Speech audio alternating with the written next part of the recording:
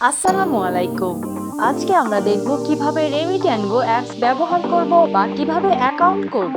প্রথমে আমরা remit and go apps download করব এবং অ্যাপসটা ওপেন করলে এরকম একটা ইন্টারফেস দেখতে পাবো। এখন ক্রিয়েট অ্যাকাউন্ট অপশনে ক্লিক করে আপনার নাম, কান্ট্রি সিলেক্ট করে আপনার মোবাইল নাম্বার টাইপ করে পাসপোর্ট অথবা এনআইডি নাম্বার বসাতে হবে।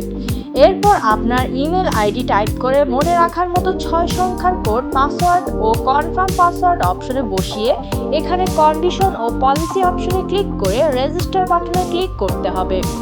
এবার যে মোবাইল নাম্বার এবং পাসওয়ার্ড দিয়ে অ্যাকাউন্ট করেছেন সেই নাম্বার এবং পাসওয়ার্ড বসিয়ে লগইন বাটনে ক্লিক করলে আপনার অ্যাকাউন্ট লগইন হয়ে যাবে। এখানে ব্যাংক ট্রান্সফার অপশন থেকে ব্যাংক ট্রান্সফার করা যাবে, ক্যাশ পিকআপ অপশন থেকে ক্যাশ দেওয়া যাবে এবং মোবাইল ওয়ালেট অপশন থেকে বিকাশ, নগদ বা রকেট অ্যাকাউন্টে টাকা ট্রান্সফার করা যাবে। এখন অ্যাড মানি করার জন্য এখানে ক্লিক করে অ্যাড মানি অপশনে ক্লিক করতে হবে।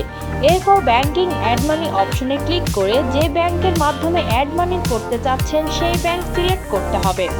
এরপর এখানে অ্যাকাউন্ট নাম্বার এবং অ্যাকাউন্ট হোল্ডারের নাম কপি করে আপনার ব্যাংকিং অ্যাপ থেকে বেনিফিশিয়ারি অ্যাড করতে হবে।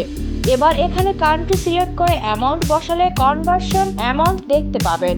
এরপর ট্রানজ্যাকশন আইডিতে আপনার নাম্বার বসিয়ে রিসিট আপলোড করে কনফার্ম বাটনে ক্লিক করলে অ্যাড মানি সাকসেস হয়ে যাবে। হোম পেজে এখানে দেখতে পাচ্ছেন ব্যালেন্স অপশনে অ্যামাউন্ট অ্যাড হয়ে গেছে।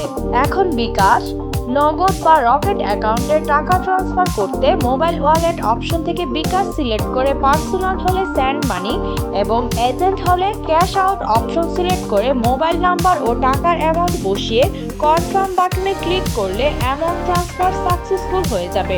এবার টাকা ট্রান্সফার হয়েছে কিনা সেটা দেখতে চাইলে হিস্ট্রি অপশনে ক্লিক করলে দেখতে পাবেন।